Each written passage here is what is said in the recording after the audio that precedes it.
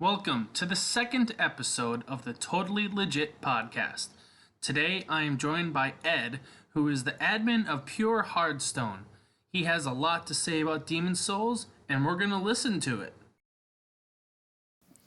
Alright, today I am joined by Ed, the admin of Pure Hardstone. Ed, how you doing?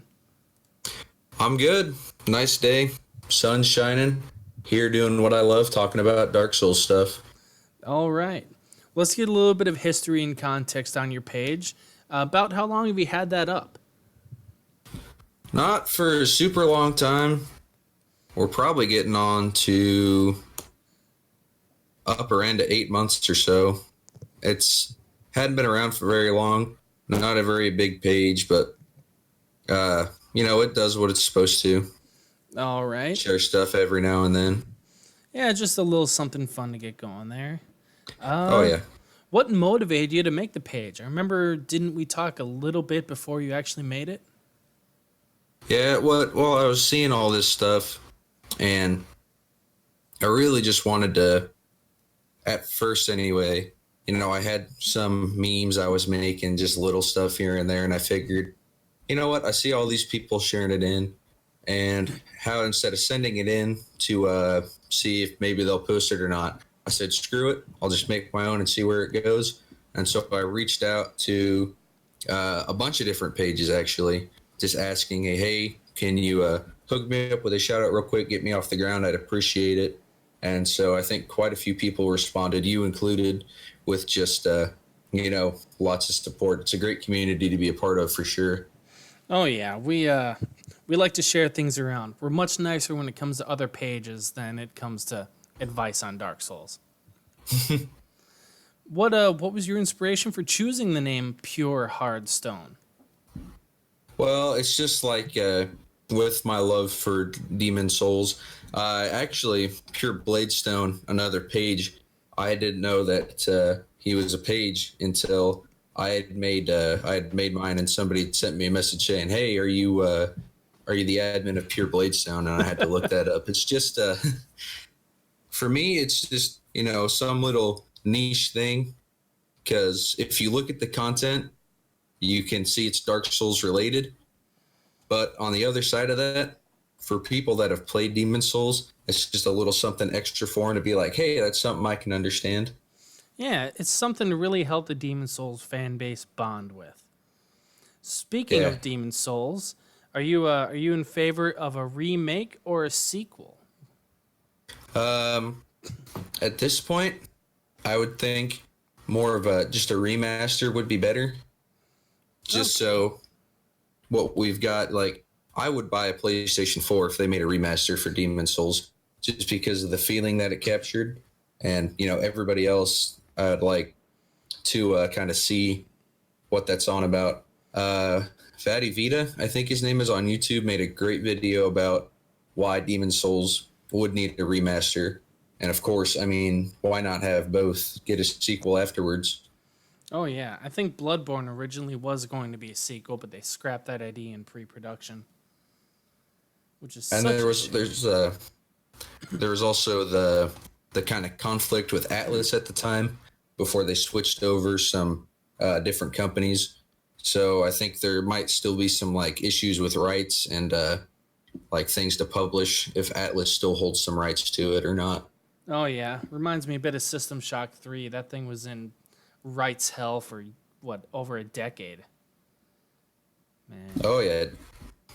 So for those of us who haven't played Demon Souls, tell me a bit about it. Give us a bit of an overview as to what it is and what it offers differently from the Dark Souls that we're familiar with. Well, it started out really, the spiritual successor of the Soul series. Miyazaki had picked it up. It was a failed project at the time that they were working on.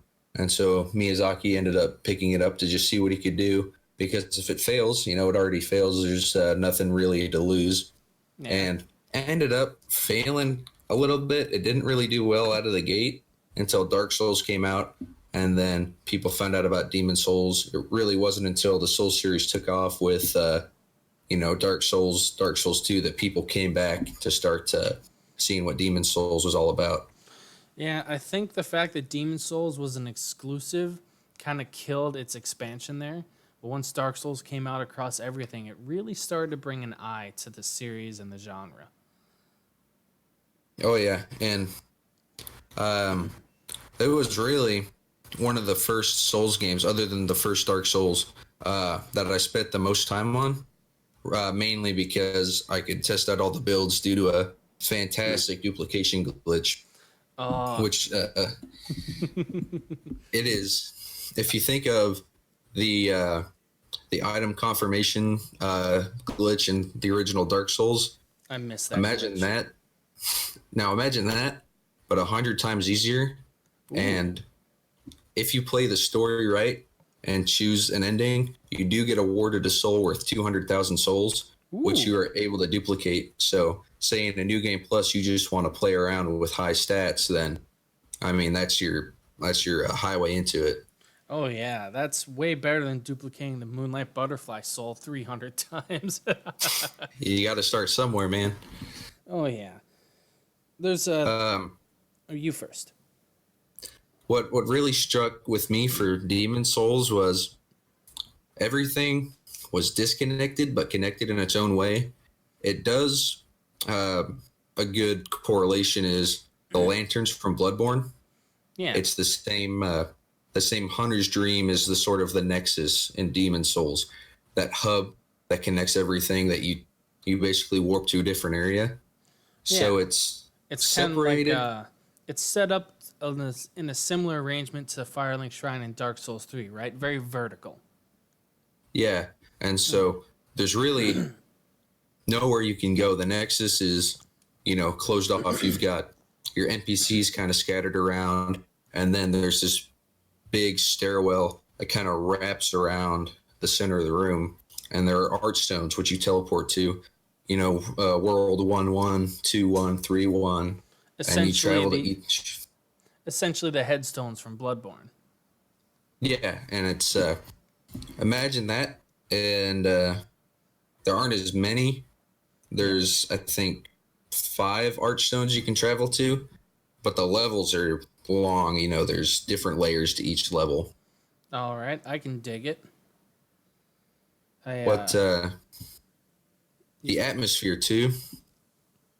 The kind of, instead of a fading fire, it's more of a world in peril, and you're the last hope.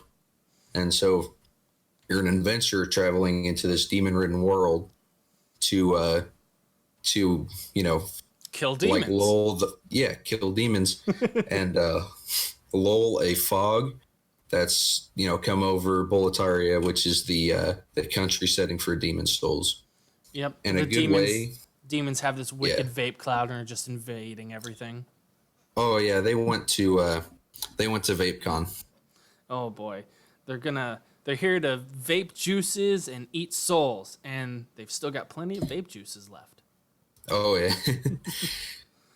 And if you can imagine the level split sort of in difficulty, because really you can't just go from 1-1 to 1-3. You can't grind through from starting level. If you think of like Lower Lothric Castle, would be worlds 1-1 and 1-2 for the Boletarian Palace, and then after you reach a certain point in the game, you're allowed to continue, and that's really just like the second part of Lothric Castle, where the difficulty spikes, and there's a lot more to do. So you don't go from 1-2 to 1-3. You go from 1-2 to 2-1, and then you come back to 1-3 later. Yeah. So there are archdemons, which are just like big bosses. If you think like the Lord Soul bosses, and when you get a soul of an archdemon, it basically opens up the passageway to continue. Yeah. So you can get as far as you can in any other level. I think Boletarian Palace is the only one that's cut off, but every other one you can go to and grind through. And it really gives you that ability to explore wherever. So if you want to go to the Shrine of Storms, or to, I think, the Valley of Defilement, it's called, which is basically Blighttown. But with a better frame rate, right? Absolutely not. Absolutely not. Oh God. Um, I mean, it's not a Souls game or any FromSoft game without a poison swamp somewhere. With a bad frame rate. Oh, yeah. I I mean, think I feel like they did that intentionally. Like, you know what? Fuck these guys' frame rate. You're gonna watch a PowerPoint to the game and like it. And, it's really, and everything does have a reason behind it, more fleshed out. The Valley of Defilement is like Blight Town. It's kind of just like the bottom, the dregs, everything gets flushed down there sort of situation. Yeah. Are they geographically connected at all, or is it So I you do recommend the buying a just to play the game because I've got a copy and I'm going to buy a PlayStation 3 again just to hook it up and play that game specifically. I'm in the same boat, man. I got a copy sitting over here. I need to get into it. But there's something that isn't too well explained that a lot of people have questions about, and that is the world state. What exactly is that? How does it work? What are the pros and cons of it? So, world tendency, I believe anyway, and I've played a lot, but I'm no super expert. It from my understanding, your world tendency is affected by the friendly NPCs that you kill and how many times that you die. So the more you die in human form, the darker your world tendency goes. The same with killing a friendly NPC.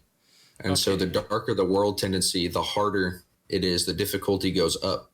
And red phantoms will appear that are extremely difficult, like exponentially harder than whatever normal enemy you'll find in that area typically.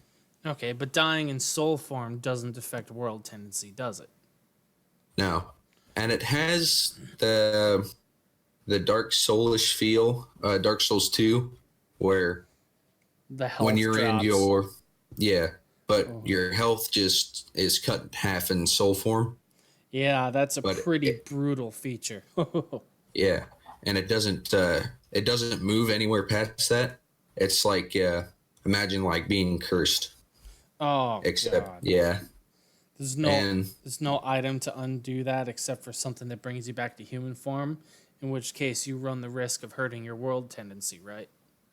yeah, and so think of it's called the Stone of Ephemeral Eyes, which is basically just like an ember or a human effigy. It serves the same purpose, Okay. and you can find them all through the world. And so that's the trade off is you have half health, and but your deaths are much less punishing in a sense that the enemies don't get harder, Yeah. and you're able to try again. And if you want to start on a different level, maybe then you turn into human. And they Okay. have the cling ring, which I think takes it to you have 3/4 of your health instead of half health. So there's a ring you can find that increases your health while in soul form. Okay. Is there anything you can do to raise the world tendency? Go back to the good side, happy fun times. Um, I think it's just kill demons, and I've never experienced this personally, but I think it's also with your multiplayer interaction. You might be able to bring up the world tendency, but in my, however many years I've played Demon Souls, I've had about 6 or 8 uh, player interactions, and now the servers are shut down, so it's not a factor anymore. Yeah, good luck summoning anyone with no servers. Might Are there NPC summons at all, or is that not happening? I haven't seen any NPC summons. Oh. The closest that I've gotten to like something of an NPC summon is the old monk boss fight, which if you invade outside of the boss room, you get put in a situation like the Looking Glass Knight sort of situation, Ah, very except cool. except instead of being an add-on for the boss, you are the boss. So Oh, it's a so PvP. it's a mix of the Looking Glass Knight and the Spears of the Church. Yeah, so it's you are the boss. It's just you versus whoever player's world you invaded, and so it's just a PvP match, and you're given like the equipment and everything, so you're loaded out for what the boss would look like anyway, and that's how Cool. you fight. I think it's claws and then homing soul spears. I can dig it. That's an interesting idea. Sounds like they just expanded on the spears of the church. Yeah, and you see where a lot of inspiration came from for the other Souls games. You have the Man Eater boss fight, which is basically just the Bell Gargoyles. You have Vanguard, which if you look at Vanguard's moveset and any of the three Asylum demons, they're the exact same moveset. Yeah, And they even so, look similar. It's just Vanguard has more yeah, textures and more eyes, and he's more rotund rather than fat. yeah. So you can really see that when they thought that Demon Souls was a failure, they really took a lot from it. The aspects they thought were really good and put that into Dark Souls. And I think that if Demon Souls hadn't have done so poorly on start, I don't think we'd have the same timeline we did today with, you know, super successful Soul series now, and letting Miyazaki explore into Bloodborne and Sekiro, which I have yet to finish, and then now Elden Ring. Yeah, we might not have even had such a massive impact on the gaming industry. I mean, Demon Souls might not be the best game ever, but it's that launching point for everything else. I mean, there wouldn't be Bloodborne, there wouldn't be the Surge 1 or 2. 2 is awesome, by the way, you should pick it up.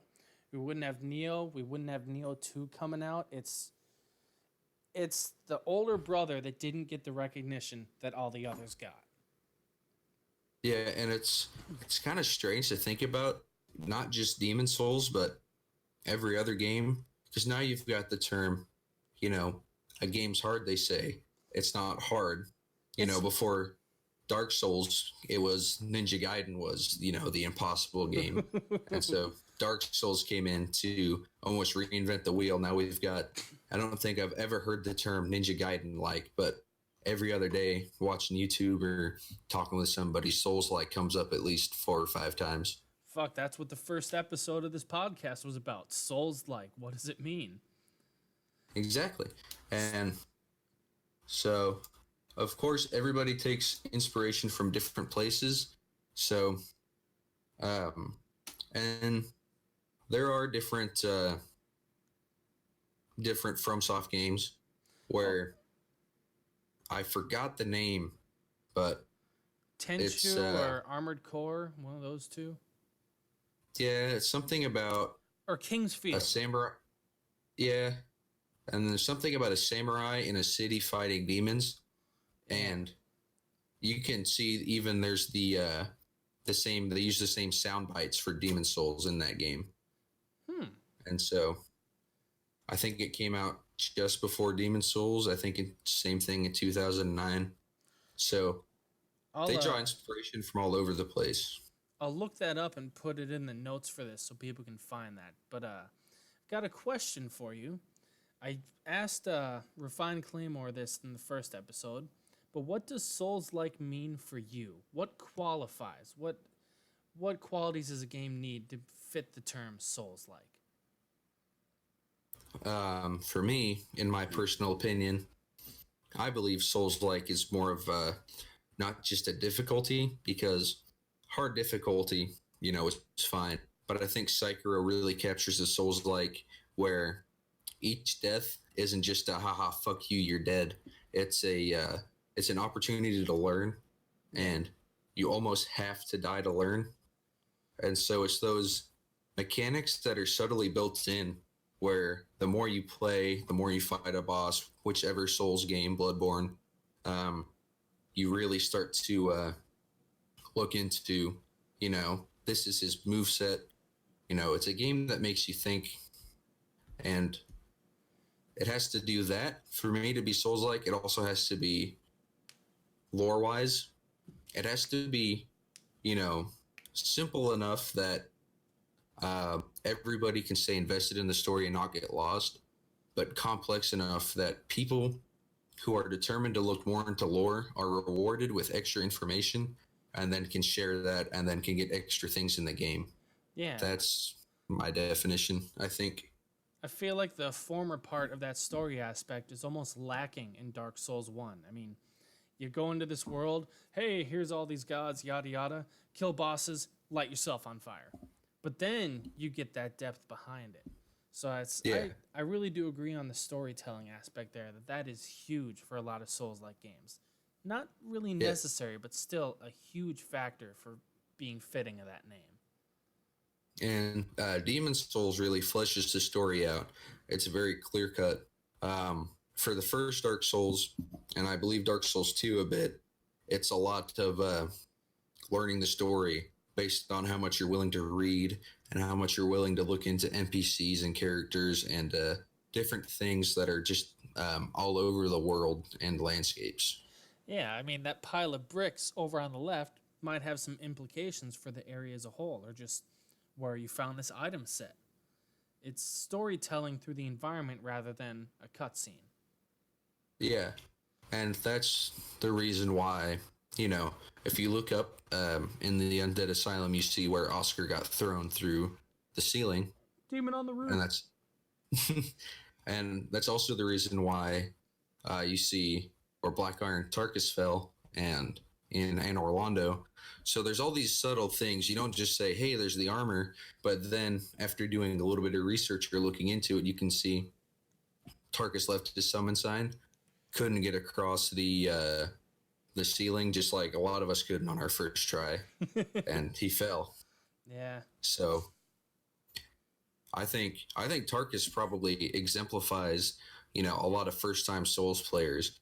Big, clunky, high damage, but when it comes down to it, unversatile. And yeah, you got to stay mobile to defeat some of these guys. You're not going to tank Ornstein and Smo on your first try. And the opportunity that we players get that Tarkus didn't is that, oh shit, let me respawn, change my armor, so I can get around a bit easier on this kind of scaffold. Yeah, we have the advantage of not going hollow. And there's also, for if you're really putting the work into it, I did this with Dark Souls 3, where I put the work into it. I was grinding and grinding for hours, and I got to the point where I've got my greatsword, plus whatever max it is, Havel's armor, and a shield, and I'm able to fast roll. And so that's always a fun surprise in PvP, is fast rolling towards somebody and getting an angry typed up message later that says, oh, fuck you, you're cheating. But, it's just those different rewards for putting different work in. And it's also nice for bosses because now I can play technically casually on, New Game Plus 4, not have to worry about getting absolutely destroyed. Yeah, because you've got that armor, you've got the defense, you can handle it. It almost gets easier in the New Game Pluses if you do your build right. Yeah. I think, speaking of just making things easier, probably in the first Dark Souls, I've had this several times where I'll go hunt down the Black Knights, and if I can get the Black Knight Greatsword, or especially the Black Knight Halberd, the difficulty of the game for me drops significantly. Because the Black Knight Halberd, has, for its damage, the best R1, I think, in any Souls game.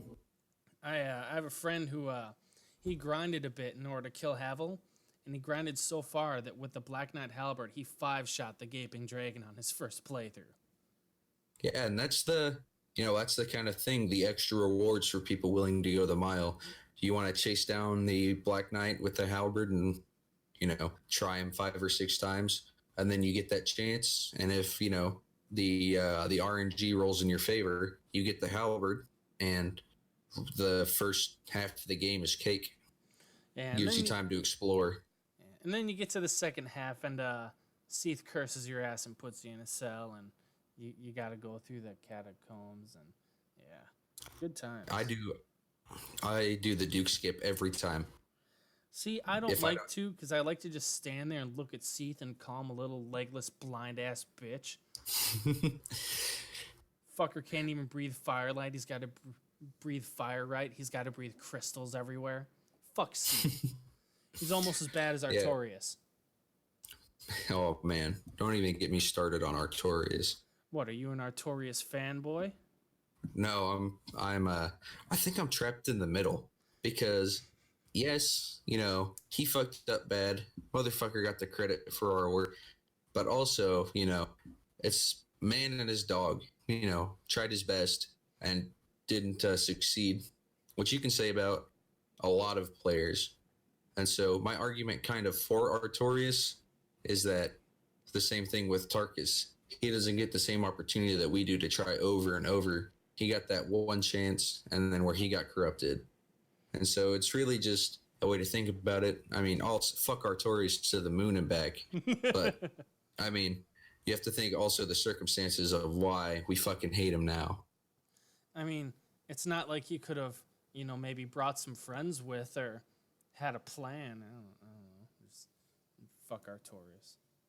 Yeah, well, I mean, it's just like going to a different area. Sometimes you're a Chad in one area, and then you walk into a different area and you get your fucking shit stomped, and then that's just how it is. Oh, yeah. But, about how many hours do you say you have in Demon Souls? Demon Souls alone, I'd say, combined through everything, through wipe data, because we've had to reset that PS3 3 or 4 times. Everything put together, all the playthroughs, I'd say probably 700 plus hours. Whew, boy. In Demon Souls alone. God damn. That's more than I got in Dark Souls 1 and Dark Souls 3. No, just Dark Souls 1. Whew. God yeah, and I think I have more in Dark Souls 2 just because there's just so much to do in that game. I know, it's massive. It feels like you're playing for 5 minutes and then you look down and you're halfway through a playthrough and you've gone 12 hours just kind of, scrolling through, looking at stuff. People shit on Dark Souls all the time, but it was such a massive game. Oh, yeah. And looking back... That's you first. Another circumstance thing with Dark Souls 2 is it is by far, it is not a terrible game, but, when you compare it to, here's how I always described it. It's not my favorite Dark Souls game, but compared to any other game that's not a Souls game, it goes way above. Oh, yeah, and I get a lot of the complaints. It's slower, it's more, you got to think 18 steps ahead rather than play it by ear and dodge roll. I understand that, and for me, that's the allure, is to have to think further on it. Yeah. The one problem I really have with Dark Souls 2 is the adaptability stat. Other than that, it's a great game. I mean, would you rather level resistance? I mean, I wouldn't.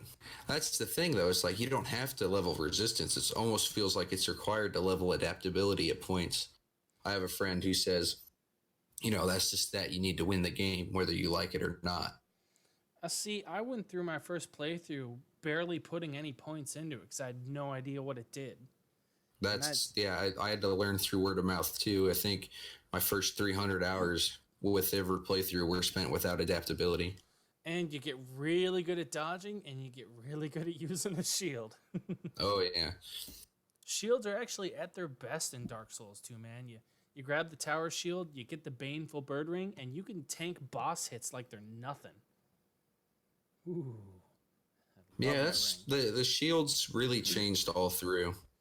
Yeah. And Demon Souls had a strange take on armor. Really? And weight, really, in my opinion. Well, how do they go about it? Say you choose the Knight class for Demon Souls. Yeah. And you start with the fluted armor. It's heavy armor. You're not going to be able to fast roll with all the armor on. And so for most of the game, you might have to play just like you played the first, hour of Dark Souls. If you chose the Knight class, wearing half your armor and rolling through. And when you level your endurance, you might they have a very limited selection of armor, Yeah. and the fluted armor is, perfectly balanced, and you could use that for the whole game, which there's plenty of playthroughs where I've used nothing but the fluted armor because, it just looks the best. It's balanced fantastically, and I have no complaints about it. I suppose it's nice to have a singular suit of armor that you can use the whole time. A lot of people like myself will bond with certain equipment and want to use it the whole time. Like the winged spear in Dark Souls 1. That motherfucker was my best friend. I love that spear. What they also did was inventory weight. You couldn't go, you had a certain weight based on your endurance. Everything had a weight. Arrows, rings. Oh. And say you tried to pick up armor that was, like 100 pounds in total. You might only be able to pick up the helmet because you don't have enough room in your inventory because it's too heavy. Oh, I don't know how I feel about that. That's real cool, but god damn, it sounds like a pain in the ass. Well, they also give you an NPC back at the Nexus, my favorite NPC, Stockpile Thomas, which is basically your bottomless box. And he's also my favorite NPC because he's necessary for the duplication glitch. All right. Well, we're just about at the end here. Is there anything you want to say to the people? Anything you got planned? Anything going on? Any recommendations? I can put all sorts of links in this, man. Recommendations, game-wise, Mountain Blade Warband. Get into that before Bannerlord comes out. Before Bannerlord comes out?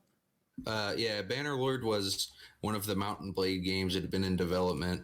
I didn't even think my grandchildren were going to get to play Bannerlord, but the beta's been out for a little bit, and I'm trying to get my hands on it and then get the game when it comes out.